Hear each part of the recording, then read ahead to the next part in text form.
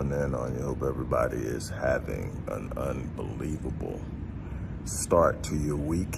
As for me, I'm excited about what the week holds. I'm excited about the remainder of this year. Look, before we get started, if you like what you hear, if you like what you see, if you're inspired, if you're encouraged, if you get something that can help you, click the like button, click the share button, follow, and subscribe. Also, always check the description box for offers and resources that can help you in your journey for self-elevation, self-empowerment, self-help, and advancement. With that being said, let's move on. Today is Monday, so I'm going to come back to you a little bit later when I get in the office, and I'm going to talk to you about risk management.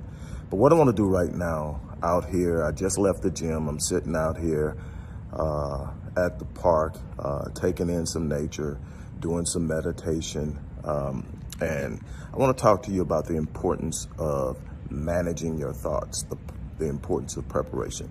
If you followed me, one of the things that you are keenly aware of is that I spend a lot of time talking about the importance of where you are mentally, the power of the mind. Let me tell you something.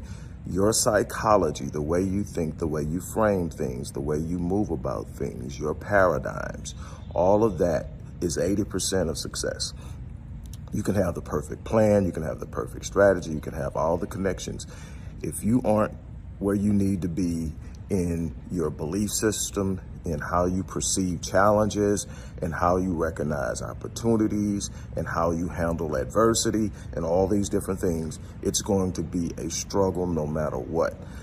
I'll take a person with the right psychology and no plan before I take a person with the perfect plan and poor psychology. You've heard the term stinking thinking. Well, if your thinking is off, then everything else is off. Let me tell you something. Something as simple as how you look at opposition, adversity. Opposition and adversity is really truly an opportunity disguised as discomfort. And when you look at it that way, you recognize the moment as a chance to advance yourself. This doesn't mean you're sadistic. This doesn't mean you're out there looking for every freaking thing that you can find that's wrong so that you can be uncomfortable. It means that when you're pushing towards a worthy goal, when you've made up in your mind that you're going to have something worth having, meaning that it's going to be a blessing to you and to others, then there's nothing that can be withheld from you, but there is always a process that precedes the promise of your gift, the promise of your talent, the promise of your skill, the promise of your destiny. But there's a process, and this process is rarely comfortable. Comfort doesn't build character. Comfort doesn't build and strengthen integrity. Character doesn't build resilience. Character doesn't develop the relentless nature in you that it's going to take to get through this. Character doesn't challenge you. Comfort doesn't challenge you to get outside of the box of average. Character doesn't challenge you to be creative in your imagination, to come up with solutions. What comfort does, it makes you complacent. It makes you feel like, okay, it's okay being here. Nothing's going to hurt me here. Nothing's going to make me feel uncomfortable here. This is where everybody's hanging out, by the way. So it's okay. Everybody's here. This is called average. This is called mediocrity. This is where the vast majority of us end up. Not because we can't do better, but because we've been conditioned by a mediocre and average culture that being average is acceptable. And so as long as we're average or slightly above average, we'll feel we're doing okay. You know, of course, if we're average, there are people that are doing worse than us, and we are judging our lives based on whether or not we have people that are doing worse. Yeah. When I look at people who are doing worse than me, it's not for me to set my standard. It's for me to feel blessed.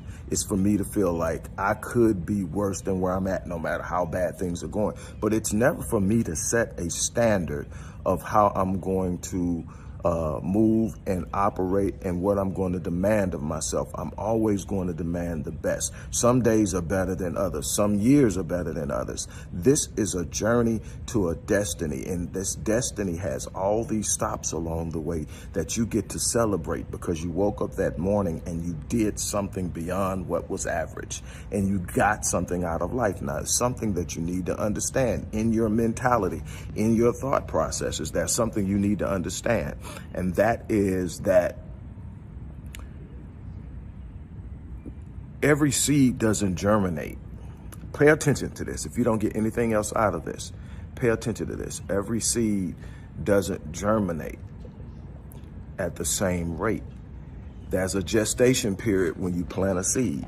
It's a process it goes through of having to draw from the ground that you planted in all the nutrients necessary for it to develop into what it was meant to be.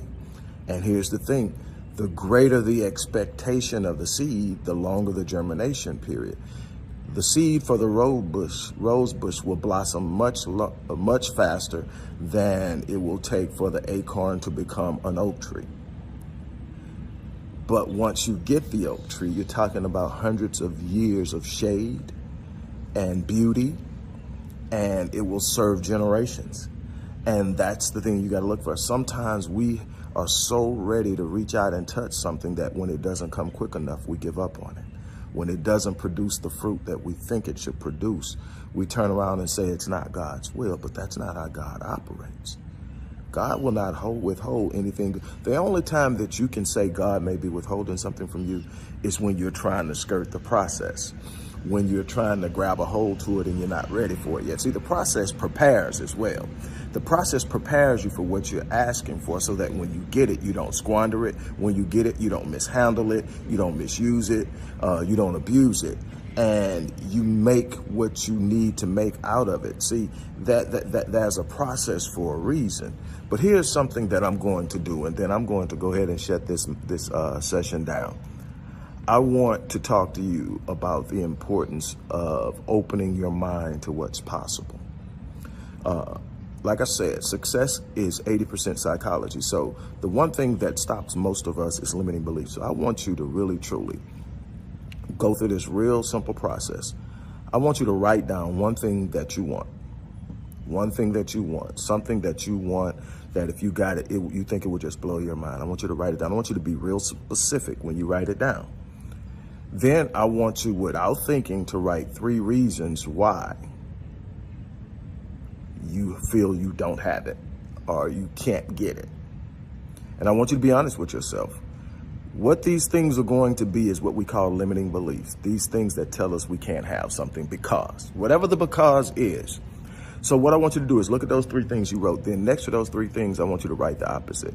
If it says, if your belief says I can't, say for instance, your money, your number one thing is to develop wealth.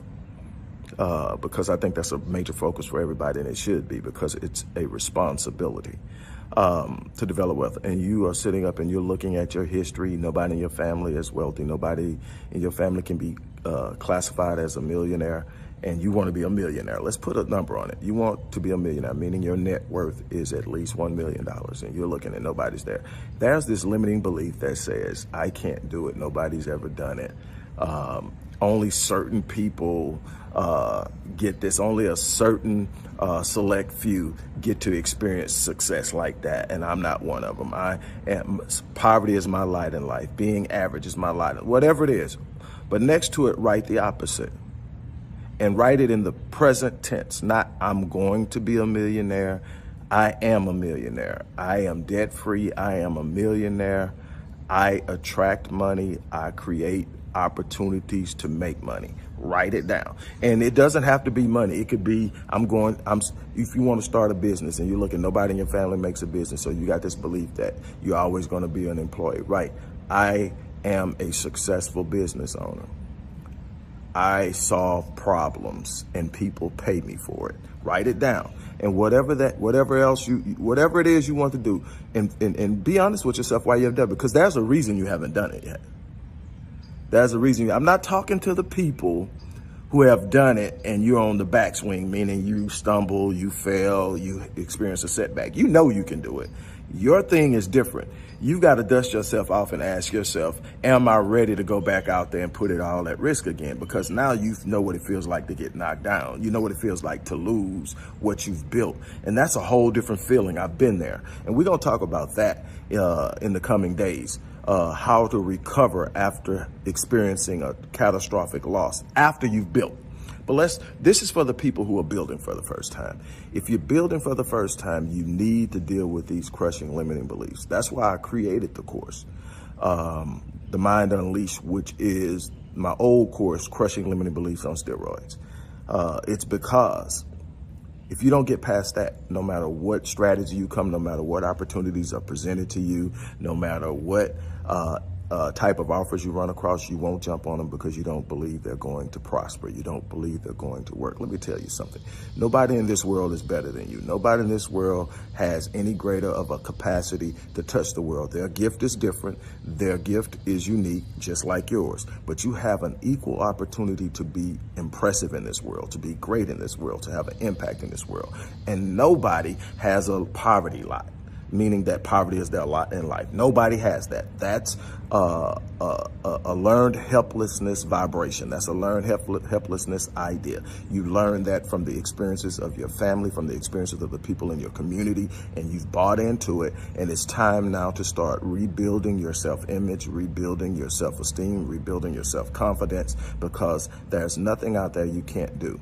There's nothing out there you can't have. Now, it's going to require work. It's going to require you operating in the process. But let me explain something to you. You are only going to get as far as what you expect. Let me tell you this, and then I'm done. God will only meet you at the level of your expectations. Life will only meet you at the level of your expectations. The universe will only meet you at the level of your expectations. Your expectations is the true definition of what is your faith. God will only meet you at the level of your faith, never beyond.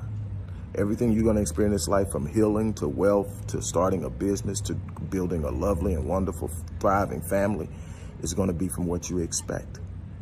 So you've got to raise the level of your expectations.